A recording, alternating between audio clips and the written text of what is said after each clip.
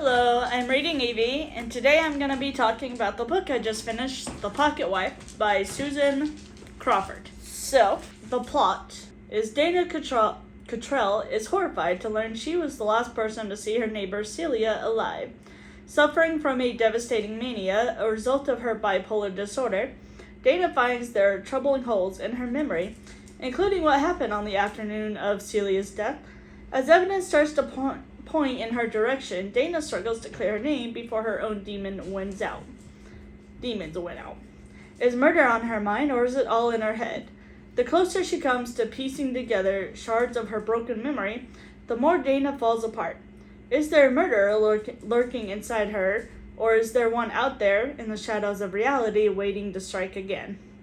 A story of marriage, murder, and madness, The Pocket Wife explores the world through the foggy lens of a woman on the edge. So, let's get to it. So my first note, I wonder if Peter killed Celia. So Peter is Dana's husband, and Celia had a photo of Peter with his assistant or receptionist or something. Assistant, I think is what it was. And it just kind of looked like maybe they were having an affair, even though it was at a public restaurant, but oh well. So Celia had proof of cheating, which Peter was cheating. I don't know who it was with, I think. But yeah, so I wondered if Peter killed Celia. It went into the detective's view where he said their dog went missing after Celia's death. And I said, no, not the dog. Anything but the dog. The dog was fine. Someone left Dana a threatening note. Yikes. So she had like a luncheon of sort or party. I don't know. It was in her house though, and it was during the daylight. Maybe a tea party.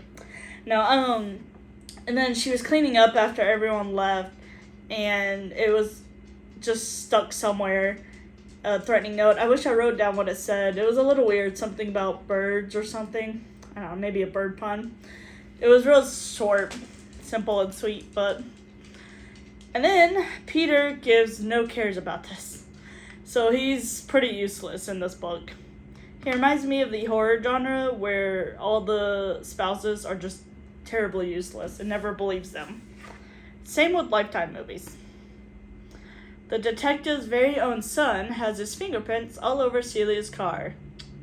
So the son, I think his name was Kyle, he was getting his GED. Celia was the GED teacher.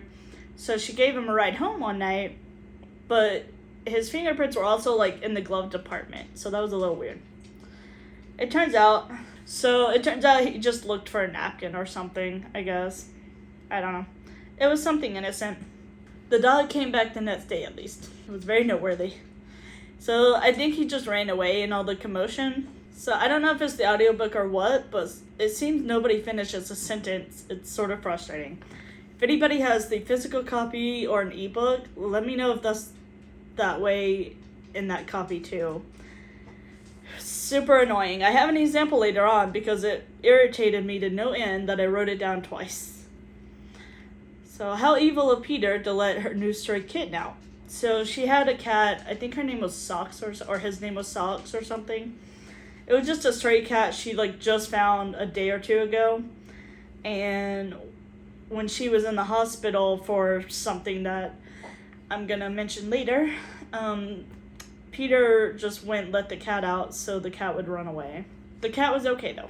And which brings me to my next point. Dana had a mental breakdown, and now it looks like she tried to commit suicide. So she got put in the hospital obviously after that. Ronald, Celia's husband, likely is the killer. So he slipped up and said, who wants to look at a grainy photo anyways? The photo that I mentioned earlier that Celia had, nobody told him it was grainy.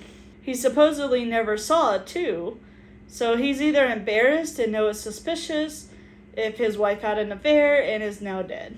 But now someone supposedly sold a phone with a photo. It was apparently on another phone, which that part I could believe. Cheaters do get creative after all. But who stole it? May go back to Peter after all. It clearly wasn't Dana because she's in the hospital at this time. So Jack's son went to go rob Celia on the night she died. Still ended up stealing her money after finding her dead. So he didn't see who the killer was. He just heard he was in the house about to rob her and then heard a lot of commotion going on, and then found her dead. And so what does he do? Doesn't call 911. No, steals the money that was in her purse or something. They keep talking about the photo, but Jack asked if they knew the woman. I wonder if she's the one who killed Celia out of jealousy, maybe. We never thought about who was in the photo. So I guess it wasn't the receptionist or the assistant. I thought it was. Kyle, Jack's son, said when he was at Celia's house, he smelled something, maybe lavender. Dana smelled it too. She kept saying that in the beginning. Here's my note again. The constant not finishing their sentences is way too annoying. So here's an example. When I was at NYU, before I had a nervous break, I was writing a lot then. I guess in that context, it was kind of a poor example because when you're talking about a breakdown, you may not finish the sentence altogether, but it would just do that constantly throughout the book. I can understand 1 or 2 times in a book, depending on the content.